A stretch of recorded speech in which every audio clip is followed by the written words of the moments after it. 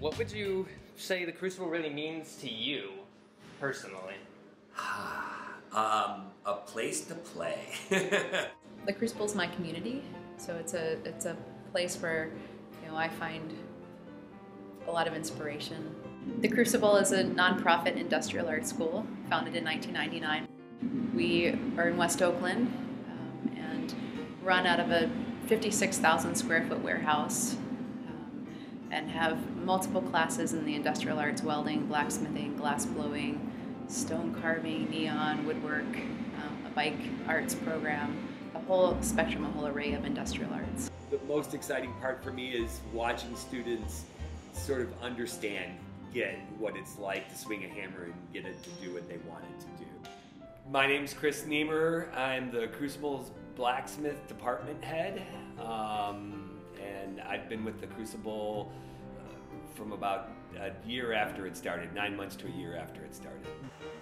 We are a huge organization that touches a variety of different mediums of art.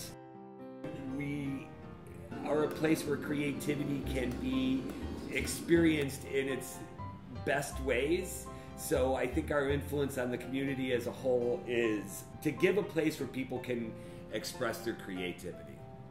We have about 3,500 youth who are in this building every year. In summer camp alone, we have about 900, so it's a pretty intensive program. Favorite piece, my smithy. We started out in Berkeley with probably 4 anvils, 1 forge, and when I joined the Crucible, I brought a power hammer with me.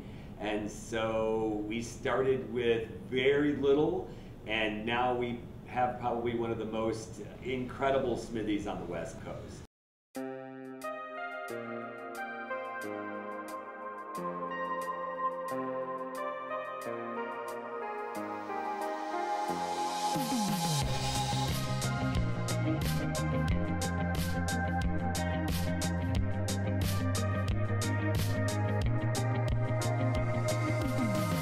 Most of the departments teach classes within their own specific area, but there's interactions on the class side around metal and wood, glass and metal, different types of welding and machining processes together, the bike frame building classes, machining and TIG welding.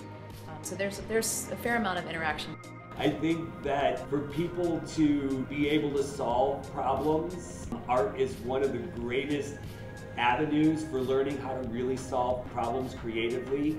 And so when that gets taken out of the curriculum for schools, I think it leads to people being less problem solvers and more of just doing what they're told to do. Teaching industrial arts is amazing. Seeing students explore the process of welding, blacksmithing, working with hot material.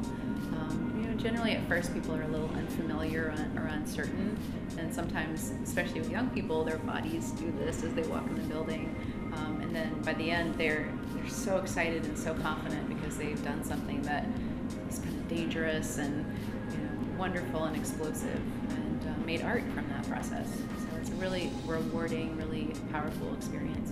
The most exciting part for me is watching students sort of understand, get what it's like to swing a hammer and get it to do what they want it to do.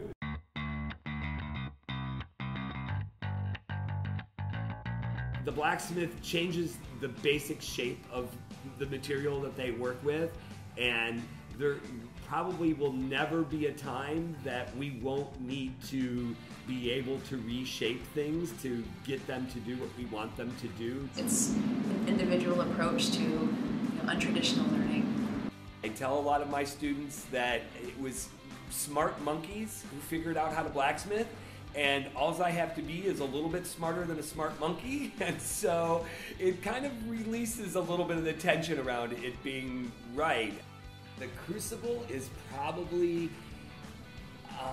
the most available resource for creative expression. If you have an idea and want to manifest it, the Crucible is probably a place that you should go to try to manifest